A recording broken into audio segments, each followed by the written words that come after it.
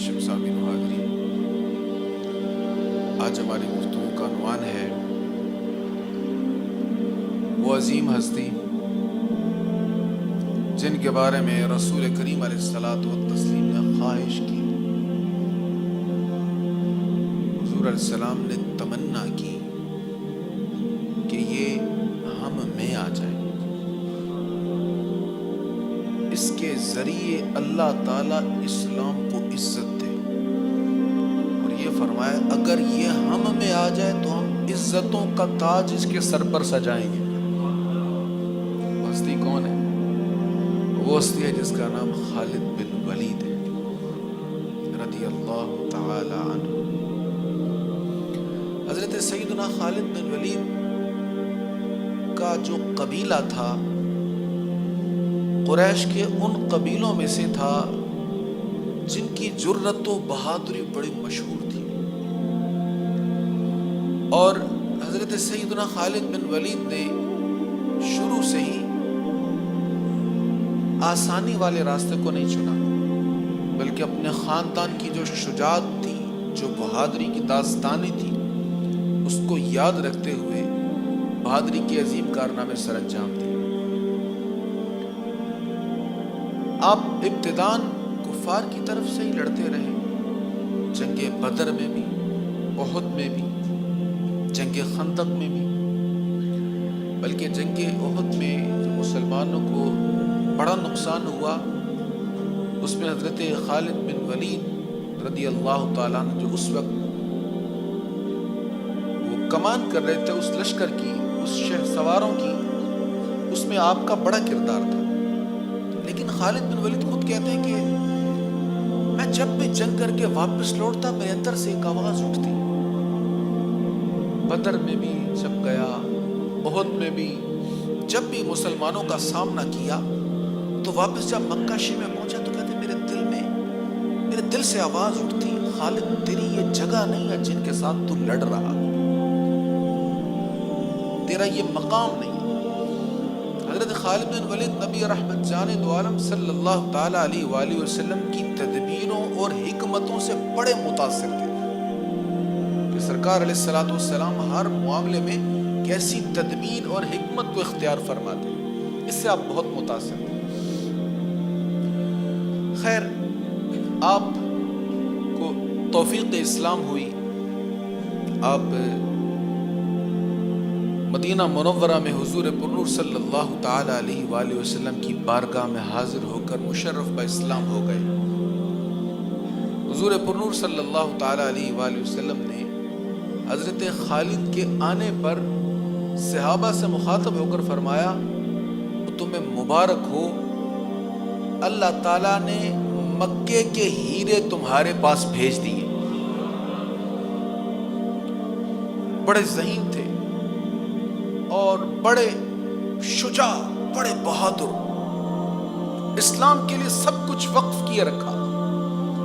جب زکوٰۃ کا حکم آیا تو عاملین زکوٰۃ اکٹھی کرنے گئے، انہوں نے واپس آ کے کچھ لوگوں کی شکایت کی، جناب اس نے بھی نہیں زکوٰۃ دی، اس نے بھی نہیں دی، اس نے بھی نہیں دی۔ ان میں ایک منافق تھا، سرکار علیہ الصلوۃ والسلام نے اس کے بارے میں اظہار ناراضگی فرمایا۔ ان کے بارے میں ہے کہ بعد میں وہ مسلمان ہو گئے تھے، مخلص مسلمان ہو گئے۔ ان میں ایک نام حضرت خالد بن ولید کا بھی لیا کہ خالد بن ولید نے بھی زکوٰۃ نہیں دی۔ نبی کریم علیہ الصلوۃ والسلام نے فرمایا اس کے پاس زرہیں ہیں، اور وہ زرہیں اس نے تجارت کے لیے نہیں رکھی، وہ تو اللہ کی راہ میں جہاد کے لیے رکھی۔ خالد کا سب کچھ اللہ کی راہ میں جہاد کے لیے ہے۔ آپ 300 سے زیادہ جنگیں آپ نے لڑی، 300 سے زیادہ جنگیں، اور اکثر جنگوں میں آپ کمان آپ کے ہاتھ میں ہوتی تھی۔ اور ایک بار ایسا ہوا کہ کسی نے آپ کو کہا جی آپ کے لشکر کے لوگ جو ہیں وہ تو شراب پیتے ہیں، آپ کے لشکر میں کچھ ایسے لوگ ہیں جو شراب بھی پی رہے ہیں۔ بڑے پریشان ہوئے کہ لشکر اسلام میں مجاہدین میں کوئی ایسی اتنی بڑی غلطی کا ارتکاب کر رہا ہے۔ تلاشی شروع کر دی، لیکن دل میں عجیب فکر، دعا کی یا اللہ اگر کسی مجاہد سے ایسی غلطی ہو گئی ہے تو بولا آج تو وہ رسوا ہو جائے گا، آج تو بدنام ہو جائے گا، لوگ کیا کہیں گے کہ لشکر اسلام میں شریک ہونے والا شرابی نکلا. یا اللہ تو اس مجاہد کی عزت کی لاج رکھ لے. تلاشی لیتے لیتے ایک شخص سے شراب برآمد ہو گئی، بوتل برآمد ہوئی شراب کی. ڈھکن کھولا گیا، نکال کے دیکھا گیا تو وہ سرکہ بنا ہوا ہے. تلاشی لینے والے نے کہا یہ تو سرکہ ہے. واپس بوتل رکھ دی گئی. وہ لرزتے قدموں کے ساتھ تنہائی میں آپ کی بارگاہ میں حاضر ہوا، کہنے لگا حضور وہ تو شراب تھی. کہا اللہ نے پردہ رکھ لیا ہے، اب دوبارہ ایسی حرکت نہ کر. حضرت سیدنا فاروق اعظم رضی اللہ تعالیٰ عنہ کے دور خلافت تک آپ جہاد میں جتنے بھی بڑے بڑے مارکے ان میں کمان آپ کے ہاتھ میں رہی ہے. بلکہ جنگ موتا جو ہے وہ آپ کے قبول اسلام کے تھوڑے عرصہ کے بعد ہی ہوئی تھی. بڑا دلچسپ واقعہ ہے اس کا. نبی کریم صلی اللہ تعالیٰ علیہ وآلہ وسلم ممبر پر رونق افروز ہیں. حضور پرنور صلی اللہ تعالیٰ علیہ وآلہ وسلم صحابہ کو فرما رہے ہیں میرے صحابہ اب جھنڈا زید بن ثابت کے ہاتھ میں ہے. اب جھنڈا زید بن ثابت کے ہاتھ میں ہے. زید شہید ہو گئے. یہ زید کون ہے؟ حضور کے منہ بولے بیٹے حضرت زید بن ثابت، وہ جنہوں نے اپنے والدین کو حضور کی محبت کے لیے چھوڑ دیا تھا اور حضور نے کہا تھا زید میرا بیٹا.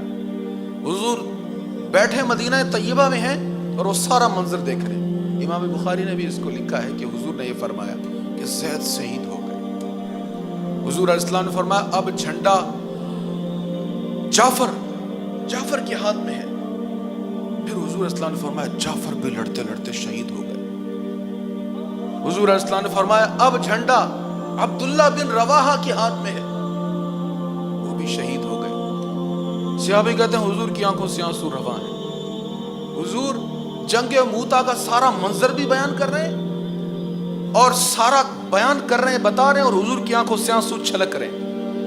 پھر حضور علیہ السلام نے فرمایا اب جھنڈا خالد بن ولید کے ہاتھ میں ہے. اس کے ذمہ کسی نے نہیں لگایا، اس نے کسی سے مشورہ نہیں کیا، اس نے دیکھا جھنڈا تھامنے والا کوئی نہیں، اس نے جھنڈا پکڑ لیا. کہتے ہیں حضور کی آنکھوں سے آنسو چھلک رہے ہیں اور حضور دعا کرتے ہیں. اس دعا کو امام بخاری نے لکھا، امام احمد بن حنبل نے مسند میں لکھا ہے. حضور علیہ السلام نے فرمایا اللہم ھذا سیف من سیوفک، اے اللہ یہ تیری تلواروں میں سے ایک تلوار ہے. آنکھوں سے آنسو چھلک رہے ہیں نا. بزرگ فرماتے ہیں دعا مانگنی ہو نا، قبول نہ ہو رہی ہو تو کوشش کرو آنکھوں سے آنسو آ جائیں. اگر رونا نہ آئے تو رونے جیسی شکل بنا لو. حدیث میں بھی ہے اگر رونا نہ آئے تو رونے جیسی شکل بنا لو. اور داتا صاحب سے کسی نے کہا جی اگر پھر بھی رونا نہ آئے اور رونے کی طرف طبیعت مائل نہ ہو تو آپ نے فرمایا پھر نصیب پر رونا چاہیے کہ دل اتنا سخت ہو گیا. اچھا جب رونا آ جاتا ہے نا دعا میں، دعا کی قبولیت فوراً نظر نہ بھی آئے کلیجے کو ٹھنڈ ضرور پڑ جاتی ہے. یہ اللہ کی خشیت کے نکلے ہوئے آنسو جو ہیں ان میں تاثیر اتنی زیادہ ہے. حضور علیہ السلام کی آنکھوں سے آنسو ہیں، دعا کریں اللہم ھذا سیف من سیوفک، یا اللہ یہ تیری تلواروں میں سے ایک تلوار ہے. فانتصر، یا اللہ اس کی مدد فرما. حضور دعا کر رہے ہیں یا اللہ اس کی مدد فرما. اتنے لوگوں کے ہاتھوں سے جھنڈا نکلتا نکلتا اب خالد بن ولید کے ہاتھ میں، مولا تو اس کی مدد فرما. اب حضور کی دعا ہے، حضور کی آنکھوں سے آنسو چھلک رہے ہوں اور حضور دعا مانگ رہے ہوں تو دعا رد تو نہیں جائے گی نا. حضرت خالد بن ولید کی تلوار اتنی تیز چلتی ہے کہ تلوار ٹوٹ جاتی ہے. دوسری تلوار لیتے ہیں وہ بھی ٹوٹ جاتی ہے. تیسری تلوار بھی ٹوٹ گئی، چوتھی بھی ٹوٹ گئی. امام بخاری ایک اور مقام پر لکھتے ہیں خالد بن ولید کہتے ہیں موتا کے دن میری 9 تلواریں ٹوٹ گئیں اور آخر میں میرے ہاتھ میں صحیفہ یمانیہ رہ گیا، یمنی خنجر میرے ہاتھ میں رہ گیا اور اسی سے میں لڑتا رہا اور اللہ نے فتح عطا فرمایا. بس اس دن کے بعد سے خالد بن ولید کا نام سیف اللہ پڑ گیا. جب حضور نے فرمایا نا سیف من سیوفک، اور ایک جگہ پر حضور علیہ السلام نے فرمایا من سیوف اللہ، یہ اللہ کی تلوار ہے، تو حضرت خالد بن ولید اللہ کی تلوار بن گئے. جہاں جہاں آپ جاتے کسی جنگ میں آپ کو ناکامی نہیں ہوتی تھی، کامیاب ہوتے تھے۔ ایک جنگ پر آپ گئے تو دوران جنگ آپ کے سر سے ٹوپی نیچے گر گئی، جنگ لڑ رہے ہیں، لڑتے لڑتے سر کی ٹوپی نیچے گر گئی۔ اب ایسے عالم میں جب آپ دشمن سے لڑ رہے ہیں اور کمانڈر ان چیف بھی ہیں، سپہ سالار بھی ہیں، تو بہت بڑی ذمہ داری ہوتی ہے، ٹوپی کی کیا حیثیت ہو سکتی ہے؟ آپ نے لڑنا چھوڑا، گھوڑے سے نیچے آئے، اپنی ٹوپی کو تلاش کرنے لگے، ٹوپی تلاش کی، سر پہ پہنی، پھر لڑائی شروع کر دی۔ لوگوں نے کہا حضرت یہ کوئی تدبیر کے مناسب نہیں تھا، آپ کا ٹوپی کی تلاش میں جنگ سے کنارہ کش ہو جانا، اگر کوئی اس وقت آپ پر حملہ کر دیتا، آپ ایک معمولی ٹوپی کی خاطر آپ نے جنگ چھوڑ دی اور نیچے اتر گئے گھوڑے سے۔ آپ فرمانے لگے وہ ٹوپی معمولی نہیں ہے، اسی ٹوپی کی وجہ سے مجھے کامیابیاں ملتی ہیں۔ کہا جی کیا ہے؟ کہا حضور علیہ الصلوۃ والسلام نے عمرہ ادا کیا، یہ حج کی روایت ہے، اور سرکار علیہ السلام حلق کروا رہے تھے، سر سے بال اتار رہے تھے، اور صحابہ حضور کے بالوں کا تبرک لے رہے تھے، وہ تبرک مجھے بھی مل گیا اور وہ بال میں نے اس ٹوپی کے اندر رکھا ہوا ہے، جہاں جاتا ہوں فتح ملتی ہے۔ حضرت عبداللہ بن رواحہ کہتے ہیں ایک رات حضور علیہ الصلوۃ والسلام میرے خواب میں آئے، یہ دور صدیقیہ فاروقی کی بات ہے، کہتے حضور علیہ الصلوۃ والسلام میرے خواب میں تشریف لائے اور سرکار کریم علیہ الصلوۃ والتسلیم نے، ابو عبیدہ بن جراح ان کی روایت ہے، کہتے حضور علیہ الصلوۃ والسلام نے فرمایا ابو عبیدہ خالد بن ولید جنگ پر روانہ ہوا ہے لیکن اس کو کامیابی نہیں مل رہی، تم بھی اس کی مدد کے لیے پہنچاؤ۔ یہ قبیلہ جبیلہ کے ساتھ اس وقت آپ کی لڑائی ہو رہی تھی۔ حضرت ابو عبیدہ بن جراح کہتے ہیں کہ میں ساتھیوں کو ساتھ لیا، اعلان کیا کہ ہم نے ان کی مدد کے لیے پہنچنا ہے اور انہیں ناکامی کا سامنا ہے، تو میں نے ساتھیوں کو ساتھ لیا اور روانہ ہو گیا۔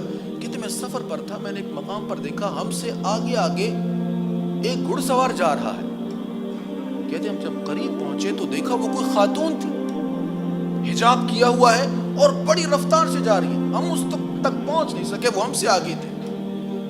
کہتے ہم ان کے پیچھے پیچھے جب پہنچے تو ہمیں بعد میں پتا چلا وہ خالد بن ولید کی اہلیہ تھی، اور واقعہ یہ تھا کہ خالد بن ولید کی اہلیہ کہتی ہیں جب میں نے یہ اعلان سنا ابو عبیدہ کی طرف سے کہ خالد بن ولید کو کامیابی نہیں مل رہی، تو میں سوچ میں پڑ گئی کہ کبھی ایسا نہیں ہوا کہ خالد کہیں گئے ہو اور ناکام واپس لوٹے ہوں۔ کہتی سوچتی رہی تو مجھے خیال آیا کہ منہ مصطفیٰ حضور کے بالوں والی ٹوپی تو گھر پہ چھوڑ گئی ہے۔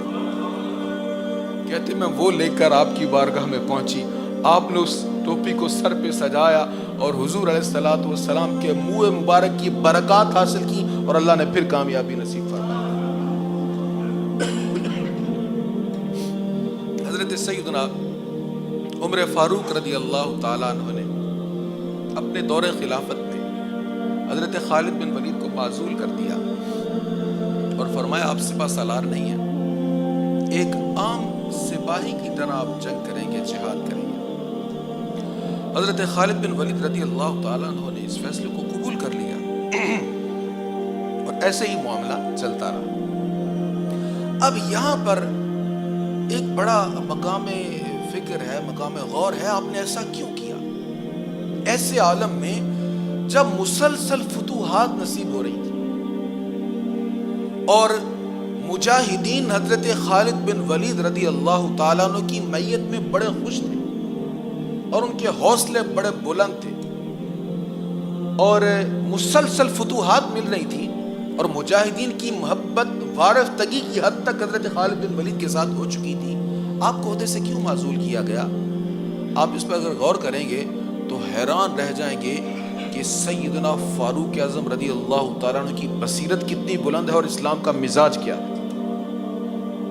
حضرت فاروق اعظم رضی اللہ تعالیٰ عنہ فرمایا خالد بن ولید کو کسی غلطی کی وجہ سے معزول نہیں کیا، ان کو معزول اس لیے کیا ہے تاکہ مجاہدین یہ نہ سمجھیں کہ خالد کی تدبیر کی وجہ سے کامیابی ملتی ہے، خالد کے قوت بازو کی وجہ سے کامیابی ملتی ہے، نہیں، حقیقی مدد رب العالمین کی ہے، یہ اللہ تعالیٰ کی مدد اور نصرت ہے۔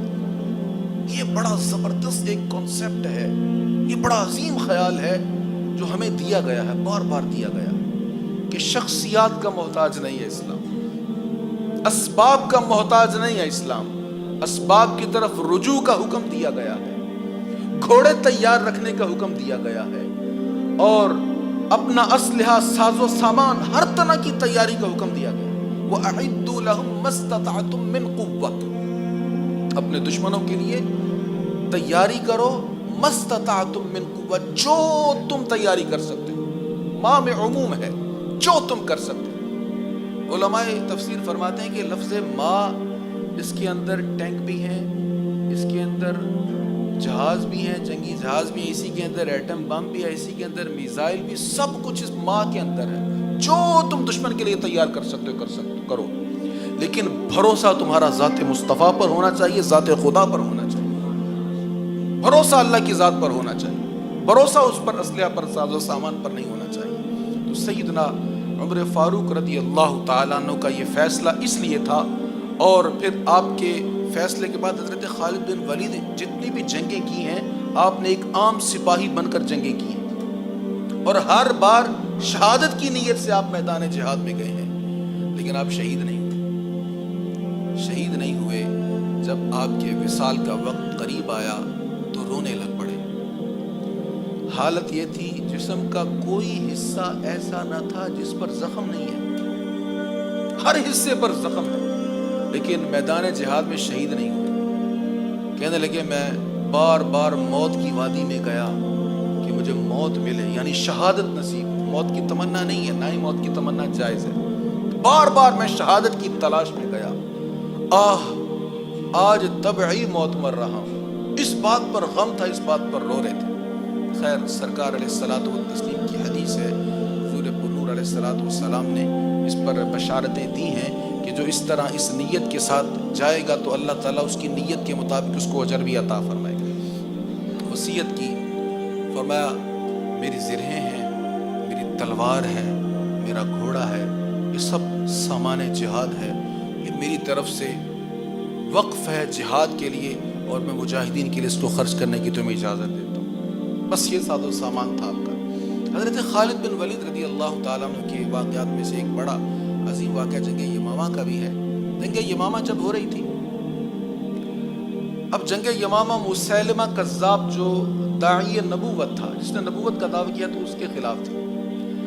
جنگ یمامہ کے دوران ایک بڑا مسئلہ درپیش تھا۔ اب وہ لوگ بھی کلمہ پڑھنے والے تھے، نماز کا انکار تو نہیں کرتے تھے وہ بھی، جیسے آج کے دور میں قادیانی ہے، آپ ان سے ملیں گے آپ کو ان کا بیہیویئر ایسا نہیں لگے گا جو غیر مسلموں کا ہوتا ہے، ان کا مزاج، ان کی گفتگو، ان کے دلائل، ان کی باتیں سب وہی ہوں گی جو ہماری بھی ہوتی ہیں۔ وہ بہت زیادہ مطابقت ہونے کے بعد، بہت زیادہ قرب ہونے کے بعد، اور بہت زیادہ علماء کی مخالفت کرنے کے بعد اپنے ساتھی کو پھر اپنے مذہب کے بارے میں آگاہ کرتے ہیں۔ ان کا سٹائل ہے، پہلے آپ کو علماء سے بیزار کریں گے، پھر آپ کو آپ کے پارلیمنٹ کے اس قانون سے بیزار کریں گے جو ناموس رسالت کے حوالے سے، ختم نبوت کے حوالے سے تھا، پھر چند جہلاء کی کچھ باتوں کا حوالہ دے کر آپ کا ذہن بنائیں گے، اور آخر میں جب ذہن بن جائے گا تو پھر قادیانیت کے بارے میں بتائیں گے کہ یہ کوئی مذہب نہیں بلکہ یہ ایک مسلک ہے مسلمان کا۔ تو ایسا ہی کچھ مزاج اس کا تھا، نبوت کا دعویٰ کیا تھا اس نے، اب اس کے خلاف جہاد ہو رہا ہے۔ حضرت خالد بن ولید رضی اللہ تعالیٰ عنہ اس جہاد میں بھی کمان آپ کے ہاتھ میں تھی۔ اب جب جہاد ہوتا تو مسلمان نعرہ لگاتے، نعرہ تکبیر، تو سارے جواب دیتے اللہ اکبر۔ مسلمان بھی یہ نعرہ لگا رہے ہیں اور وہ بھی یہی نعرہ لگا رہے ہیں، مسلمان بھی نعرہ تکبیر اللہ اکبر کہہ رہے ہیں، اور وہ جھوٹے مدعی نبوت کے ماننے والے مسیلمہ کذاب کے ساتھی وہ بھی نعرہ تکبیر اللہ اکبر لگا رہے ہیں۔ یہ کہتے ہیں ہم بڑے پریشان۔ انہوں نے حضرت سیدنا صدیق اکبر رضی اللہ تعالیٰ کی طرف پیغام بھیجا، جناب فرق ہی نہیں کو رہ گیا، جو ہم نعرہ لگاتے ہیں وہی وہ نعرہ لگاتے ہیں، تو پہچان کیا رہ گئی؟ کیسے پتا چلے گا اپنا کون ہے پرایا کون ہے؟ تو آپ نے کہا وہی نعرہ لگاؤ نا۔ تو کہتے پھر اس دن ہمارا نعرہ یہ تھا، یا محمدہ یا محمدہ۔ شعار مسلمانوں کا یہ تھا، پہچان یہ بن گئی تھی جو صرف اللہ اکبر کہہ رہا ہے اور یا محمدہ نہیں کہہ رہا، اس کو مار رہے تھے اس دن، کیونکہ وہ حضور پرنور صلی اللہ علیہ وسلم کو نہیں مان رہے تھے نا، وہ مسیلمہ کذاب کو نبی مان رہے تھے۔ تو یا محمدہ وہاں جنگ یمامہ میں صحابہ کرام علیہم الرضوان کا نعرہ رہا۔ اللہ تعالیٰ حضرت خالد بن ولید رضی اللہ تعالیٰ عنہ کی تربت پر کروڑوں رحمت نازل فرمائے اور ان کا جانشین ہمیں عطا فرمائے۔ وہ 9 تلواریں توڑنے والوں کا جانشین کو دے دینا۔ آج تلواریں بڑی ہیں لیکن تلوار نکالنے کی جرت نہیں ہے کسی کی۔